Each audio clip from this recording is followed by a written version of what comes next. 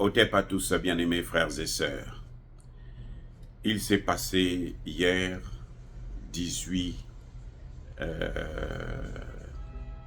octobre 2024, une situation inédite à l'ONU. Une situation qui vient reconforter notre position, notre point de vue sur les nouveaux dirigeants du Sénégal. Bon, nouveau, ça fait quand même près de bientôt 6 mois qu'ils sont là, plus même. Donc, une situation quand même qui nous interpelle et qui devrait vous interpeller. Surtout pour ceux qui passent leur temps, quand nous donnons l'alerte du danger que nous sommes en train de courir avec telle ou telle personne, ils viennent nous critiquer, ils viennent nous insulter, ils viennent dire des choses pas possibles. Aux Nations Unies, il y a eu un vote. C'est une résolution qui a été présentée par la Russie. Cette résolution consiste à condamner le colonialisme et demander des réparations aux pays qui ont pratiqué le colonialisme, aux colons, on veut dire, si vous voulez bien. Donc, il y a des pays africains qui ont dit non, nous on ne veut pas de ça. On ne doit pas condamner la colonisation, on ne doit pas réparer les colons, les coloniser. Pas de réparation. Vous voyez, c'est une situation, c'est-à-dire que, et c'est là, c'est comme ça qu'on reconnaît qui est à la tête de notre État. Comme disait l'autre, les fous qui nous dirigent, les bandits qui dirigent nos États, les colons, les paillassans, hein, les endocolons, les centrafricains, les France-africains, pas centrafricains, mais France-africains qui dirigent nos pays. C'est incroyable de voir ça. La résolution, c'est vrai qu'elle a été adoptée, parce que la majorité, hein, il y a eu 99 voix pour et 61 voix qui se sont abstenues, donc qui ont dit non, et puis une voix qui a dit non, nous ne voulons pas. Donc 62 voix rejettent la résolution, pendant que 99 quand même, c'est presque 100 hein, qui ont voté cette résolution de l'ONU. Vous savez, la résolution est passée, mais il y a quelque chose qui, moi, m'a interpellé, qui m'inquiète, qui m'inquiète beaucoup même. C'est l'attitude de certains pays africains, et notamment le Sénégal et la Côte d'Ivoire. Oui, le Sénégal et la Côte d'Ivoire se sont abstenus. En politique, l'abstention dit non, ça veut dire non. Vous avez vu quand on a voté pour condamner la Russie, tous les pays qui se sont abstenus, c'était des pays qui ont dit non à la résolution. Nous ne voulons pas qu'on condamne la Russie. Cette résolution, certes, n'est pas applicable puisqu'elle n'est pas passée par le Conseil de sécurité. Mais nous avons donc, quand vous regardez bien la liste des pays qui ont voté, vous allez voir que tous les pays de l'OTAN, ou presque, ont dit non. La France, l'Angleterre, les États-Unis, l'Allemagne. Vous regardez tous ces pays-là, ils ont dit on ne doit pas réparer ces gens. On ne doit pas cesser avec la colonisation. Parce que la résolution, c'est une résolution sur la décolonisation. Mettre un terme final à la colonisation. Tous les pays qui sont encore colonisés puissent se libérer. C'est une résolution qui permettrait à nos frères, par exemple, de la Calédonie, de la, comment vous appelez ça, de la Guadeloupe, de la Martinique et autres, de pouvoir se débarrasser de la France. C'est une résolution qui permet à, comment vous appelez les Comores, par exemple, de reprendre les îles de la Mayotte. C'est une résolution qui permettrait à Madagascar de prendre les îles éparses que la France a volées Oui, ce sont des parties de la France. C'est pour ça que la France se vante partout, que nous avons le plus grand espace maritime au monde, à cause de ces colonies-là qu'elle a. Donc cette résolution-là, en fait, vient régler en quelque sorte ces problèmes. Vous savez que Madagascar est en train de demander à la France de lui restituer ses îles éparses. Les Comores, pour l'instant, le président des Comores continue à coopérer. Il ne pense pas à ça parce que bon, il est au pouvoir et ce sont eux qui l'ont mis au pouvoir. On a vu comment il a géré l'Union africaine. Mais je veux dire que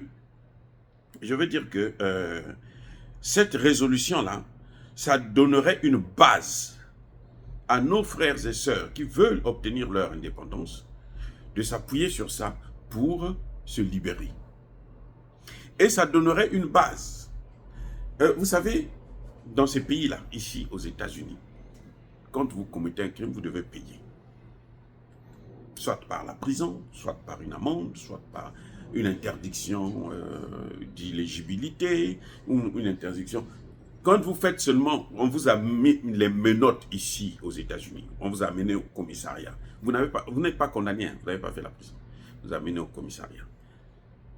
Pour que vous puissiez travailler un jour pour l'État,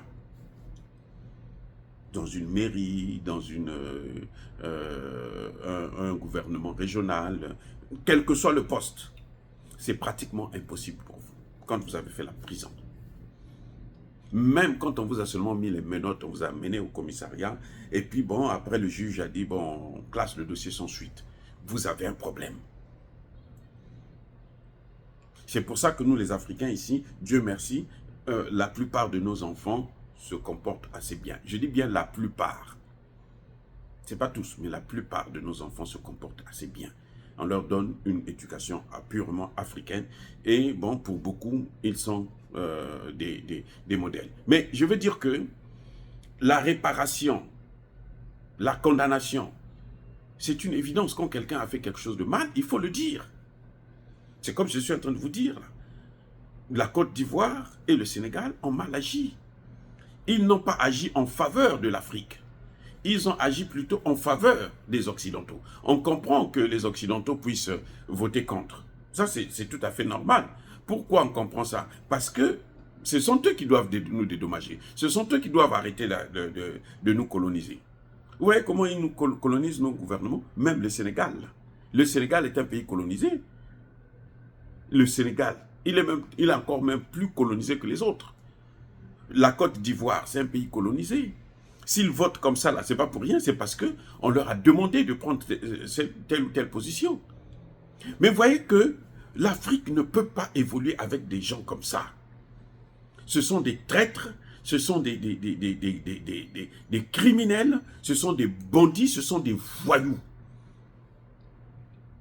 Il n'y a pas que le Sénégal et la Côte d'Ivoire, il y a aussi la Guinée-Bissau, il y a aussi le Libéria, les pays comme le Bénin, eux, ils ne sont même pas venus pour voter. Voilà. Il y a des pays africains comme ça. Le Bénin, par exemple, n'a même pas voté. Donc, je crois qu'il était carrément absent. Donc, et quand vous voyez le comportement de ces pays-là, au sein du continent africain, vous vous dites que mais ça c'est quoi ça c'est quelle Afrique ça qu'ils sont en train de nous amener encore? Savez-vous que Bassirou et Sonko continuent à penser que l'AES ne doit pas exister? Ou si l'AES existe, ça doit être une sous-chambre de la CEDEAO? Mais ça se comprend, regardez là, le comportement.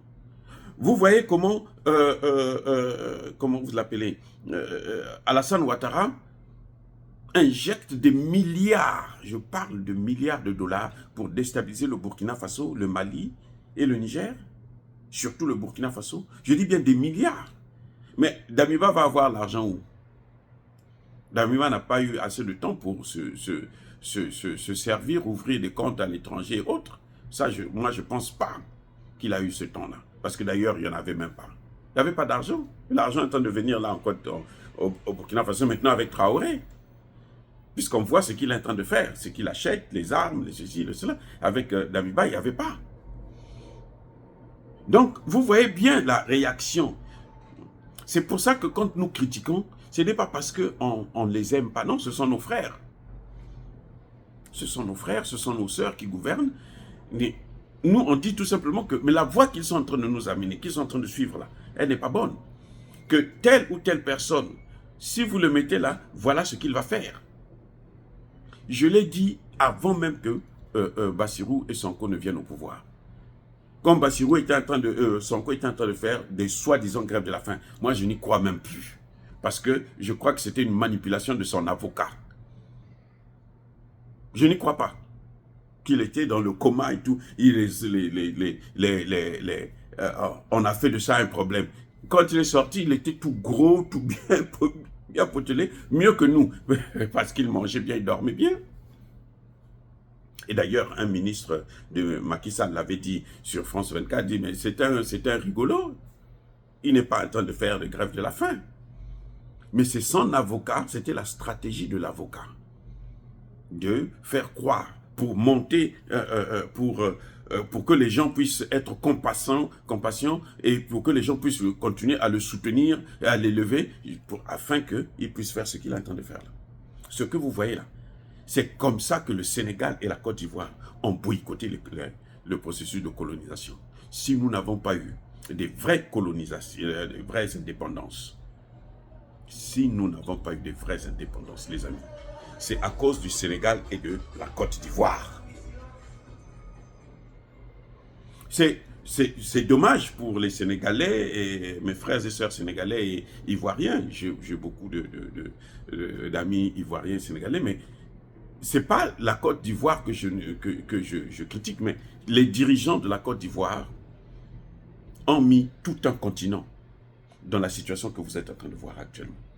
Ces indépendances-là, factifs, qui n'ont ni tête ni queue, ces indépendances à la con, contrôlées, maîtrisées, sous domination, sous influence.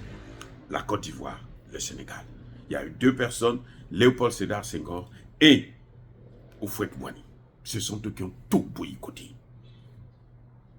Ce sont eux qui ont été à la pointe pour l'élimination de tous les grands panafricanistes de notre continent.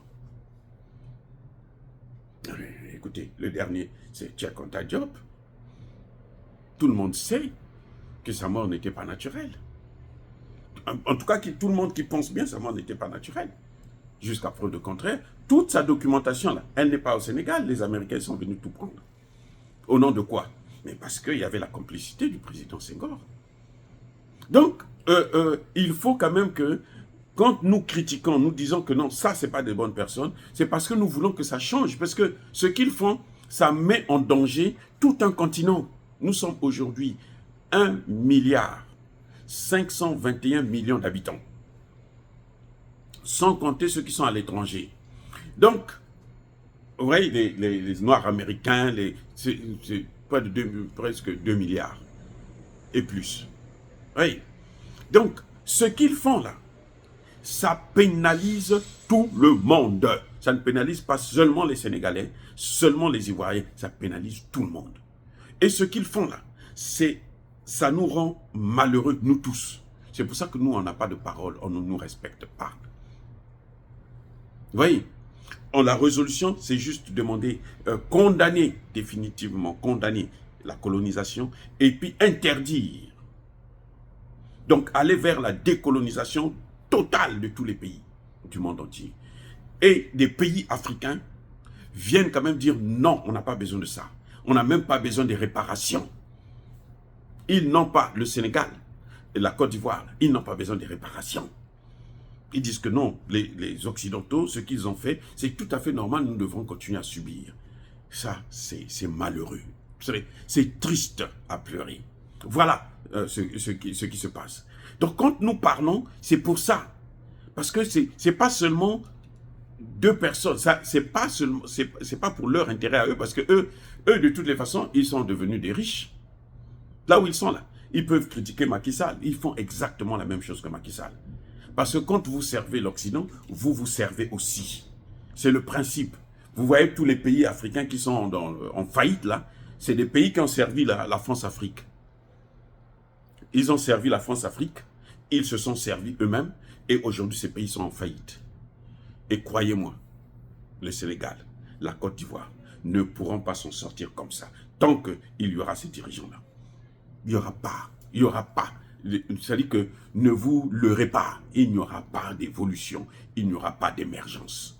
Tout ce qu'ils font là, c'est la pacotille, c'est la manipulation, ça ne veut absolument rien dire. Dire cela, c'est inciter à la haine ou à la violence, non. Il y a ma colère, il y a ma lèvre. Encore une fois de plus, bien aimés frères et sœurs, je persiste et je signe. Soyez bénis, abondamment bénis par le Dieu des Kémites et par nos ancêtres évangélisés. Mais que tous ceux qui persécutent le continent africain, le pillent et le déstabilisent, qu'ils soient noirs, blancs, chinois, arabes, juifs, indiens, qu'ils soient punis, maudits, foudroyés, neutralisés, écrasés, effacés par le Dieu des Kémites et par nos ancêtres évangélisés. Vive l'Afrique éternelle, j'ai dit et j'assume.